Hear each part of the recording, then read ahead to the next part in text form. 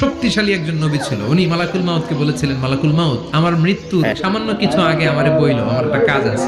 মালাকুল মাউত মৃত্যুর কিছু সময় আগে এসে বলল, সুলাইমান সময় শেষ, অল্প কিছু সময় বাকি, কি করবেন করেন। সাইয়েদনা সুলাইমান জিনদেরকে ডাকলো, ও জিনেরা, বিশাল একটা প্রজেক্ট আছে, প্রজেক্টে কাজ শুরু করো। আর কিছু জিনকে বলল, চারদিকে গ্লাস ফিটিং করা একটা রুম বানাও। সাইয়েদনা সুলাইমান আলাইহিস সালাম গ্লাস ফিটিং করা রুমের ভেতরে ঢুকলেন। এই রুমে ঢোকার দরজা নাই, হাতে একটা লাঠি নিলেন, লাঠির মধ্যে ভর করে দাঁড়িয়ে রইলেন আর জিনদের দিকে তাকিয়ে রইলেন। জিনেরা এত বদমাশ ছিল, সাইয়েদনা সুলাইমান দাঁড়িয়ে না থাকলে কাজ করতে না, দাঁড়ায় না থাকলে আজও লোকজন কাজ করতে না, ঠিক কি না? সুলাইমান আলাইহিস সালাম লাঠির মধ্যে ভর দিয়ে দাঁড়িয়ে রইলেন আর বললেন, কাজ করো। জিনেরাও কাজ শুরু করলো। ওদিকে মালাকুল মাউত এসে বলল, সুলাইমান সময় তো শেষ। সুলাইমান বলে, সমস্যা নাই, রূহ কবজ করো। মালাকুল মাউত ওইভাবে লাঠিতে ভর দেওয়া অবস্থায়, দাঁড়ানো অবস্থায় সাইয়েদনা সুলাইমান আলাইহিস সালামের রূহ কবজ করে নিলেন। উনি এমন ভাবে দাঁড়িয়েছেন, রূহ চলে গেল, লাশ হয়ে দাঁড়িয়ে রইলেন।